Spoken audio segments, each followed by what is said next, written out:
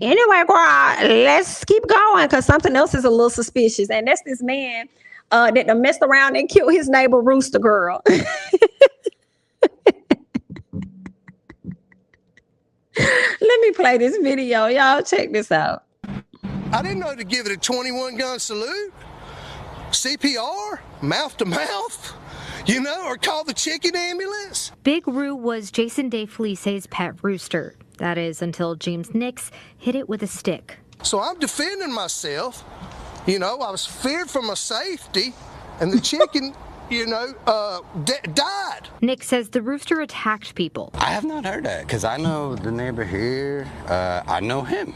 Like, we're friends. He never said anything to me about it. I did tell him after the chicken hit my dad, I said, hey, man, the chicken attacked my dad.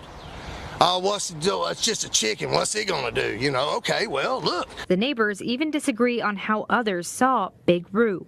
The kids that used to live over there, they were throwing rocks and sticks at this chicken to keep it away. I know the kids down here, they played with the rooster a little bit, like would throw rocks at it and chase it. So one day when Nick says the rooster followed him and attacked him, his neck flares up and he's doing his thing and he's trying to jump up at me. He was trying to get the animal away. And I try to hit it, but the chicken's jumping up at me and I accidentally knocked it in the head.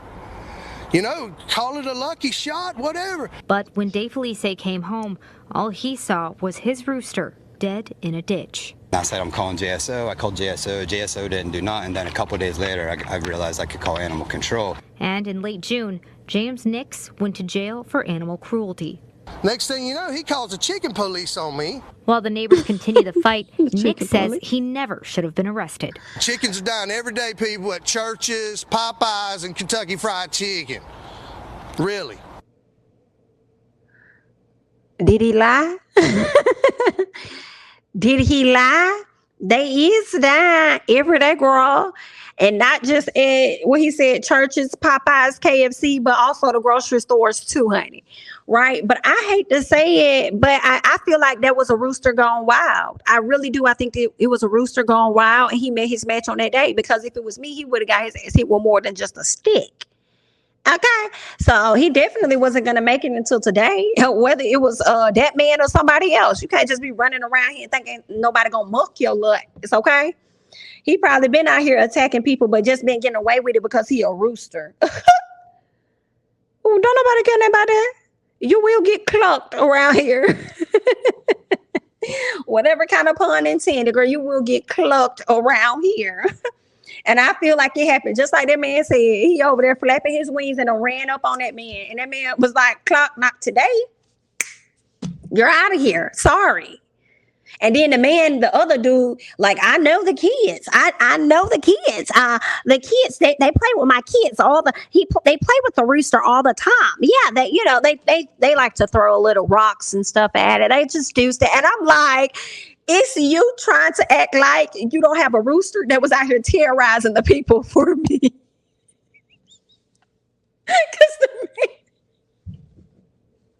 Because the man said that the kids throw rocks at him all the time to try and get them from jumping, keep them from jumping on them. And he's like, well, the kids, they play all the time. They just throwing the little rocks and stuff. That's how they play. No, that ain't how they play. That's how they protect themselves. The fuck. Okay, you had a rooster. And first of all, what your rooster doing out on so many occasions? Why you ain't got him locked up? He need a citation. Keep this mother back here in the barn now. If you're going to be living like this and out here. Shit. Okay, so that's what I think, girl, because they done got me. Of course, an aggressive cock is a terror in the community.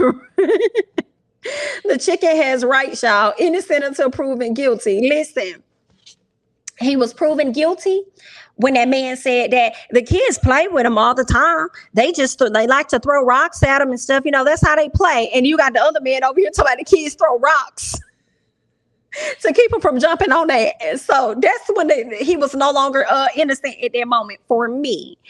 Okay. All right. Period. They were scared. Okay. Scared. Do you hear me? And I really don't like birds. When I used to be in college, man, we used to have these big old pigeons that would just be on the yard. And I used to be just like, oh my God, please don't fly up when I'm walking past. Please don't fly up. Okay. Girl, I would probably try and go around so I don't have to encounter them. But I used to work in the library. So it was like, girl, they used to be out there galore. I was like, oh Lord.